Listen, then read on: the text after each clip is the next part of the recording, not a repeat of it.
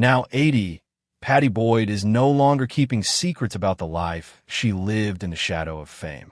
For decades, she was regarded as the stunning muse of two of rock's greatest men, her looks forever frozen in place through songs like Something and Isla. Yet behind the romance and glamour, there existed a world far more sinister than people ever imagined. For herself, the tale is no longer one of inspiration.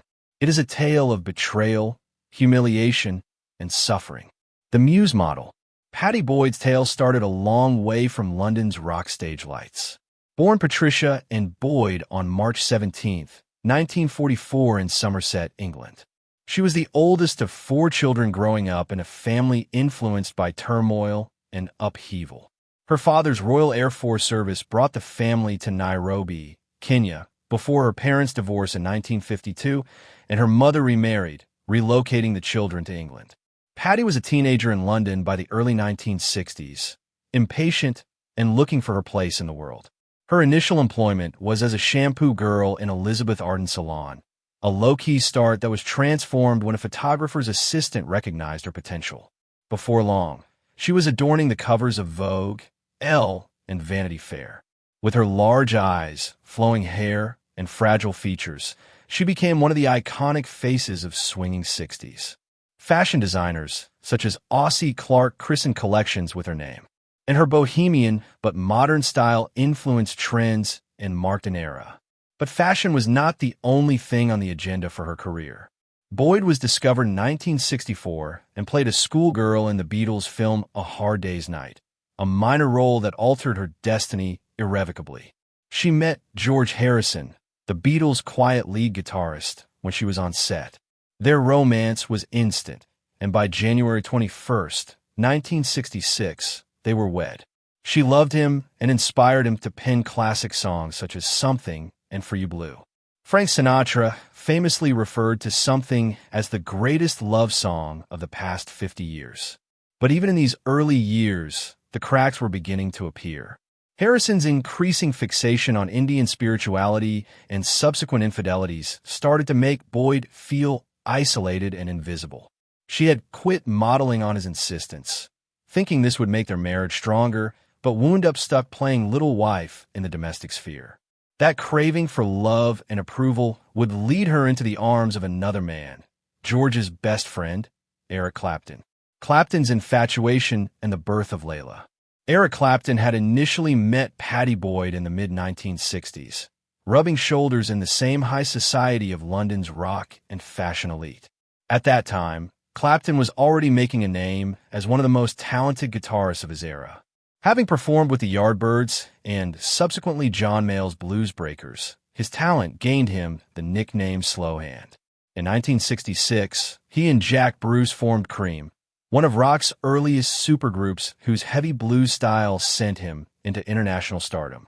But as Clapton's business life soared, his personal life was plagued by an obsession that would not release him. Although George Harrison was his close friend, Clapton was hopelessly in love with Boyd. His infatuation was no secret to his close group of friends. Bobby Whitlock remembered how Clapton talked endlessly about her, pained by the fact that she belonged to another man, his best friend, no less. Clapton's obsession found its way on a paper in 1969. Boyd was sent a letter from an anonymous fan with only the letter E as her signature. It was desperate and yearning. For aught but pleasures past, I would give my family, my God, and my very life. You may have me if you desire me. If you do not desire me, then shatter the spell that holds me captive. Years on, Boyd confessed she was shaken to her foundations. The ferocity of his words left her bewildered, flattered, but nonetheless married to George. She opted for loyalty then and informed her husband of what was occurring. Clapton's sorrow only intensified. His unfulfilled passion finally found expression in his music, climaxing in the 1970 classic, Layla, and other assorted love songs. Spurred on by the 12th century Persian legend Layla and Majnun, Clapton poured his anguish into the song Layla, a burning admission of desire and despair. The record was raw, emotive, and unmistakably aimed at Boyd. It was both a call for help and a love declaration that could be heard by the entire world for Clapton. Boyd has since confessed that the song destroyed her resolve. The realization that I had inspired such passion and creativity. The song overpowered me. I could resist no longer, she admitted. By the early 1970s, with Harrison's marriage already strained to the breaking point by infidelity and spiritual distance, Boyd began to flag. Clapton's unyielding ardor was impossible to ignore. What started as a risky flirtation would soon spark one of the most famous love triangles in rock history.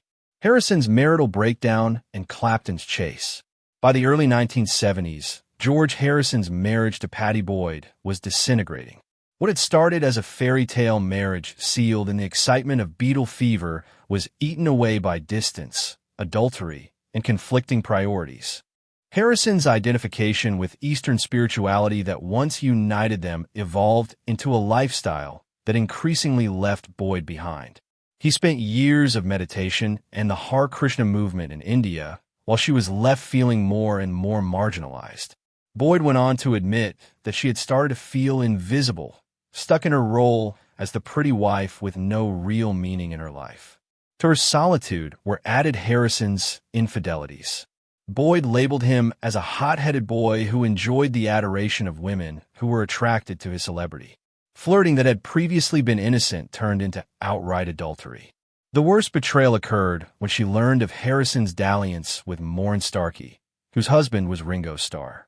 Boyd remembered the shame of discovering Maureen at Friar Park, Harrison's estate, lazing around on a mattress, while George waved off her presence with insouciance. That was the final straw, a hurt that she confessed would never be healed. In contrast, Clapton's pursuit grew more overt. No longer willing to endure in silence, he approached Harrison himself in 1970, stating bluntly, "I have to tell you, man, I'm in love with your wife." It was an extreme moment. One guitarist admitting his love to another's wife in public. Harrison, famous for his reserve, responded with a combination of resignation and sarcasm, as if admitting something he could no longer deny. The rivalry between the two men filtered into music.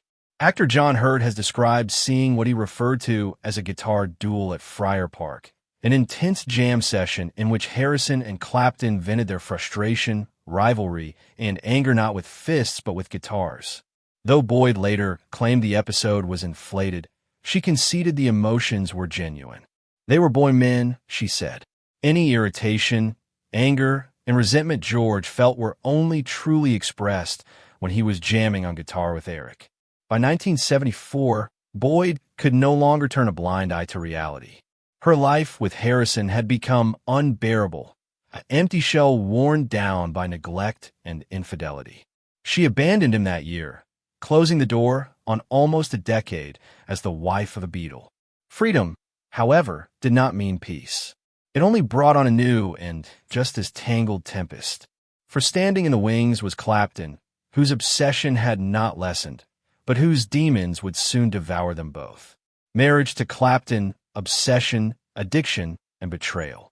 When Pattie Boyd finally broke with George Harrison in 1974, it only seemed natural that she and Eric Clapton would be together. He had been pursuing her for years, focusing his obsession into music, letters, and public pronouncements. In 1977, once Harrison's divorce from Boyd was complete, Boyd and Clapton officially started dating.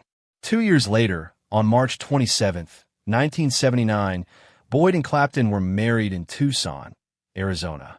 George Harrison even showed up at the wedding, playfully calling Clapton his husband. To the rest of the world, this strange setup represented a friendship bond that endured betrayal. And for a moment, Boyd's marriage to Clapton had seemed like a love affair that at last had reached its climax. But behind the grin and facade, things were much grimmer. Clapton was still in the throes of his struggles with booze and drugs. Years of heroin addiction had left their marks, and though he had been able to defeat that stage, alcoholism soon filled the void.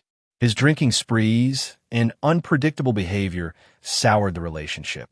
Boyd later testified that his mood swings, which were driven by drug and alcohol use, made her live in a state of perpetual uncertainty.